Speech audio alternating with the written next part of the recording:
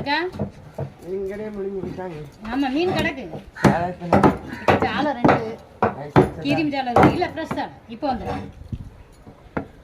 இதெல்லாம் என்ன அது காய்க்கிலோ 70 80 80 60 புள்ளிக்கிழவா 60க்கா இல்லை வாழை ஃப்ரெஷ்ஷு ஏக்கா 150 ஒரு வாழை.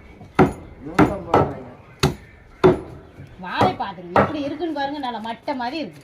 மட்டை மாதிரி இருக்கு.